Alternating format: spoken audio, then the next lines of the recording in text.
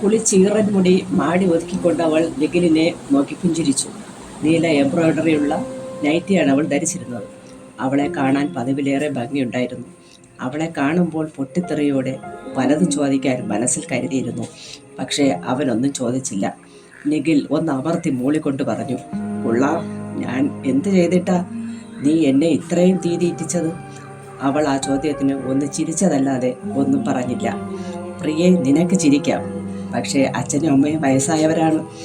നിനക്ക് എൻ്റെ നമ്പർ അറിയില്ലേ? അവിടെ നിറങ്ങുമ്പോൾ ഒന്ന് വിളിക്കാഞ്ഞതെന്താ?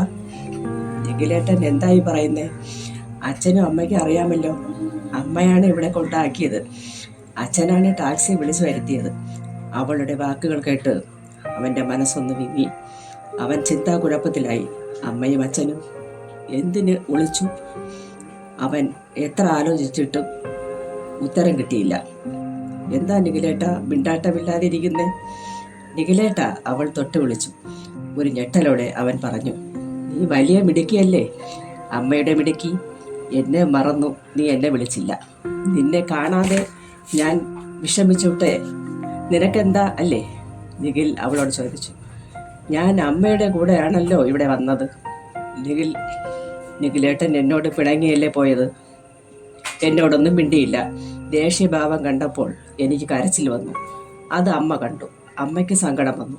അമ്മ കണ്ണുനീർ തുടച്ചിട്ട് അമ്മ പറഞ്ഞു, നീ ഒരുങ്ങ്, ഒരു സ്ഥലം വരെ പോകാം, അമ്മയുടെ കൂടെ വരൂ എന്ന്. പോകുന്നത് എൻ്റെ വീട്ടിലാണെന്ന് വഴിക്ക് വെച്ചാണ് നിഖിലേട്ട ഞാനും അറിഞ്ഞത്.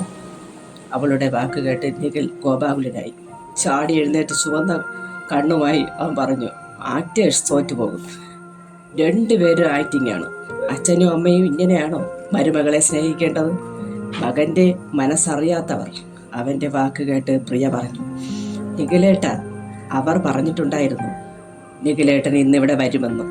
പ്രിയയുടെ വാക്കുകൾ കേട്ട് അവൻ ഒന്നും മിണ്ടാതെ ബൈക്കിനടുത്തേക്ക് പോയി. കൂടെ പ്രിയയും ഗേറ്റ് വരെ നടന്നു ചെന്നു. ബൈക്ക് സ്റ്റാർട്ടാക്കി വരാമെന്ന് പറഞ്ഞിട്ടവൻ അതിവേഗം വീട് ലക്ഷ്യമാക്കി യാത്ര തുടർന്നു.